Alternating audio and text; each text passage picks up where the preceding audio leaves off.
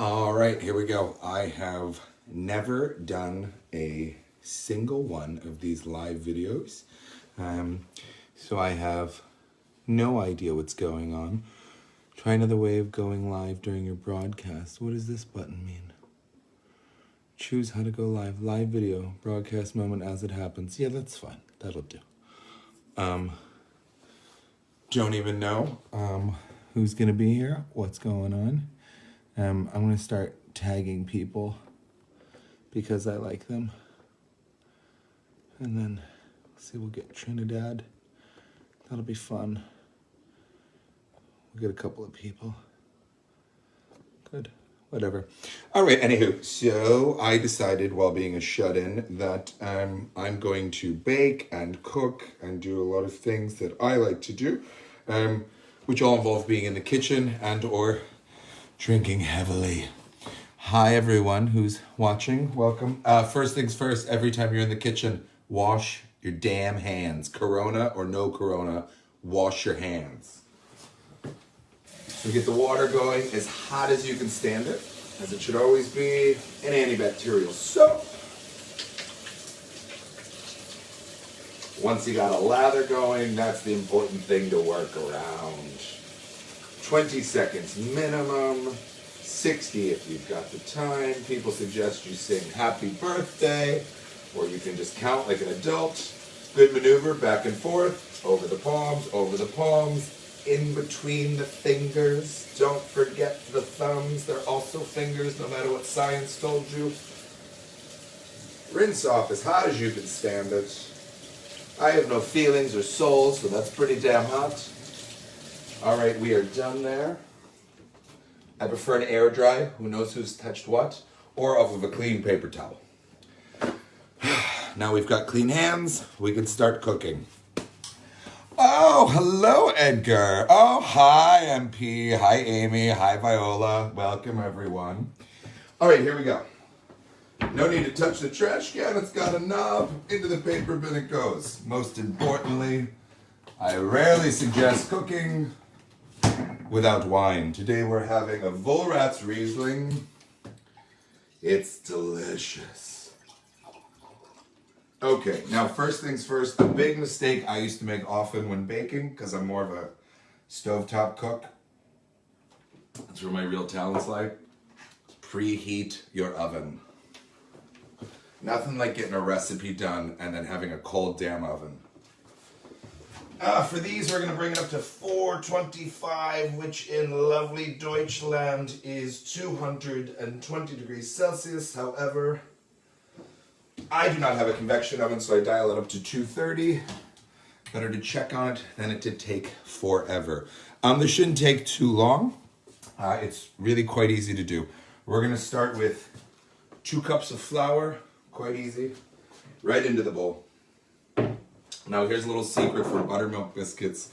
Have your buttermilk as cold as it can be and pre-measure your butter. For this recipe I use 7 tablespoons of butter. For the Europeans that's about 100 grams. Little less than half a stick they sell in the stores.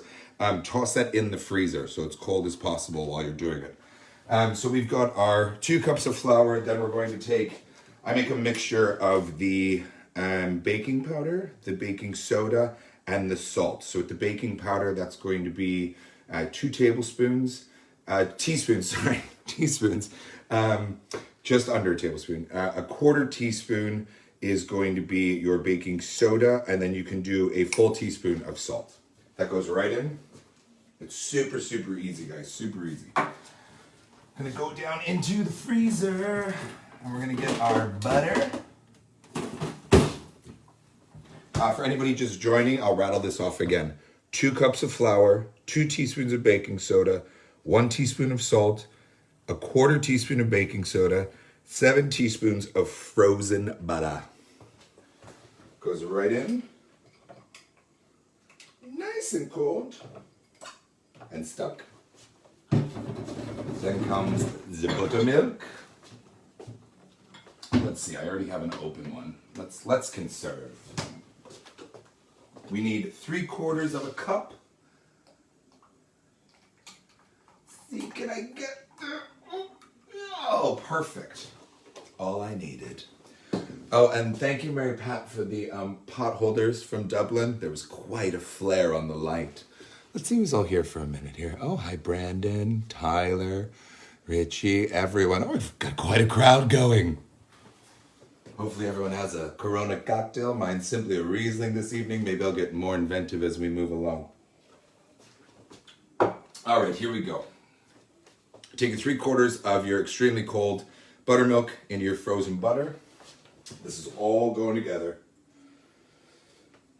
Now, if I had what was known as a pastry mixer, some people confuse it for a one of those mashed potato things. It kind of looks like a flattened whisk with a handle.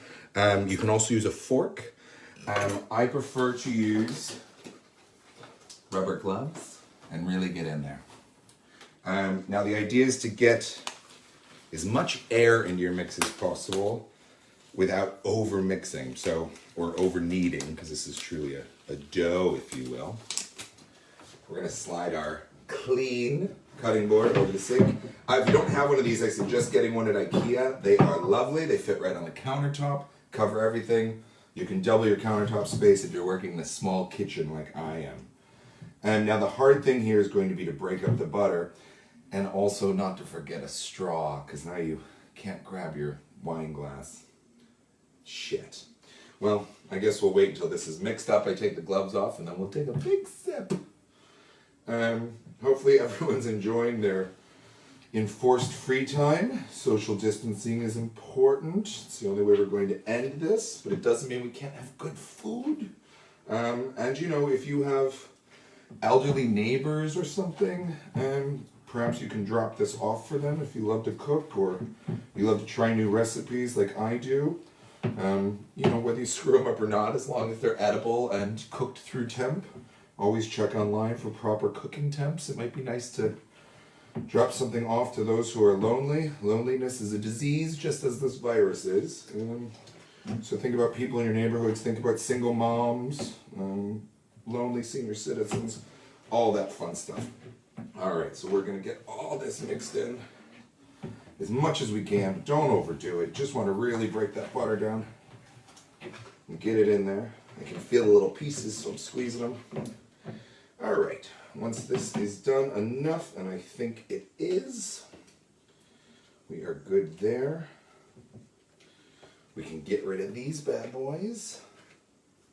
Put a trash can off to the side just for my used food gloves. I like to keep everything separate. Now, on your clean and dry cutting board, most important thing to do, flour it. Otherwise, you're going to lose everything you just made your cutting board. A light dusting is good. Don't overdo it, because then you've added too much flour to your recipe. The gloves are really off now, aren't they? Drinking double entendre. All right, so we've got this here. Simply just take yours, and it's not going to look great in the beginning. Don't get worried. It might start clumping or falling apart on the board. We're just going to mix all that in. The most important thing when I make my buttermilk biscuits is you get this roughly into the size of a legal envelope, as they say. You can feel some butter there. We're just going to remix that in so everything's nice and easy. So you're just going to knead this out, right? Get this more butter. Really should have had that pastry knife. All right, good enough. They'll be just dandy, I'm sure.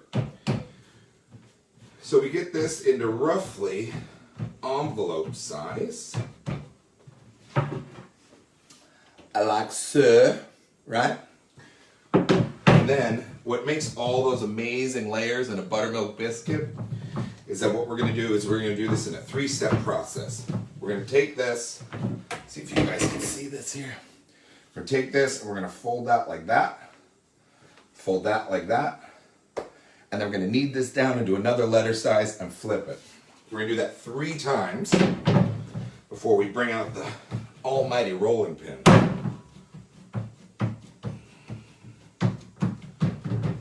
I believe it was Orson Welles who said, "I always cook with wine. Sometimes I even put it in the food." All right. Just about a letter size envelope. We're gonna fold in, pick up some of that flour because we're getting sticky here.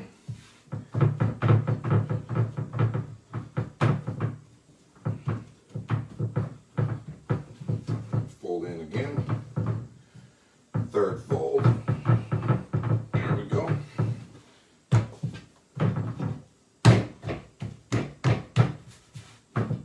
Now once you have that, you're gonna take your rolling pin. Another thank you to Mary Pat. We get a little bit of flour onto the rolling pin here. I can't remember what we used this for, but it had to have been another Dublin trip.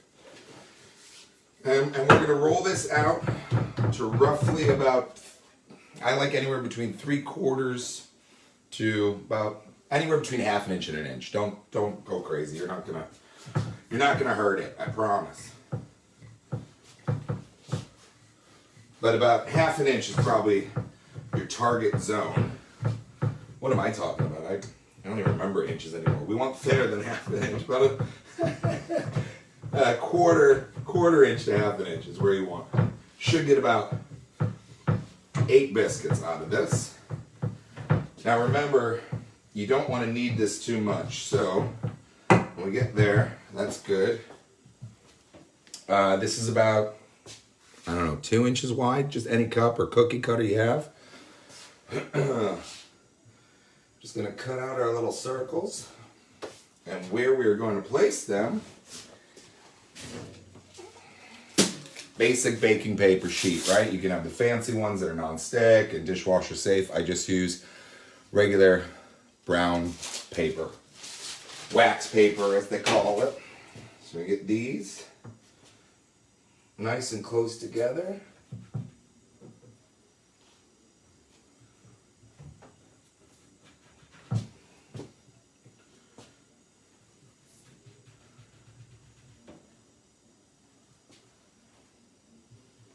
Those were a little far apart. That was my bad.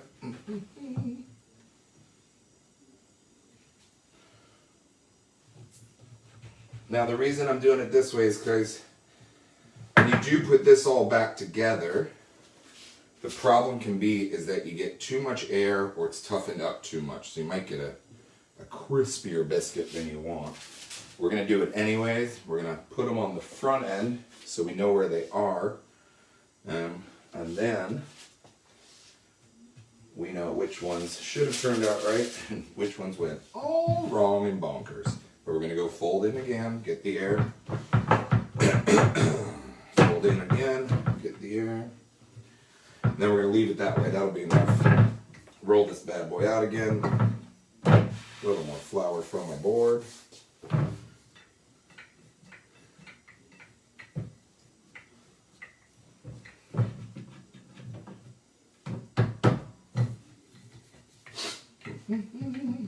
It's doing everything I can not to touch my face right now. Let me tell you.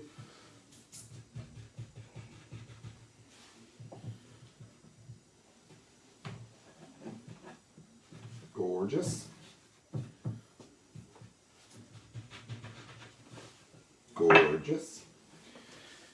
All right, now we're gonna have to go and get a little more buttermilk, because the most important part of this then is to take something like a barbecue brush or whatever you have, and what we're going to do is we are just going to lightly hit the top of these boys, if you can see that, like so.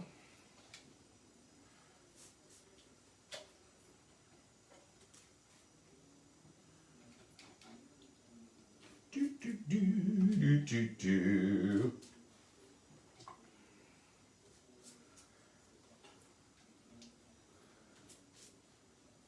All right, and then a nice little other secret that I learned from Aunt Debbie in Livonia, Georgia, is if you push in the center, that'll keep them rising nice and flat instead of coming up like big old weird scones, right?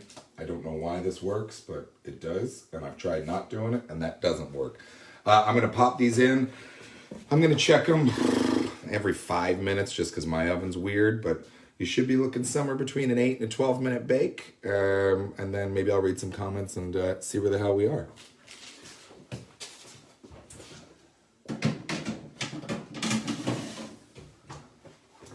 All right, those bad boys are in. Let's see who is here. Oh, hi, Josh. Hi, Daniel. Hi, Joey. I can't all that work for 8 biscuits. Oh, hi, Trinidad. I love you too. Please send an edible biscuit.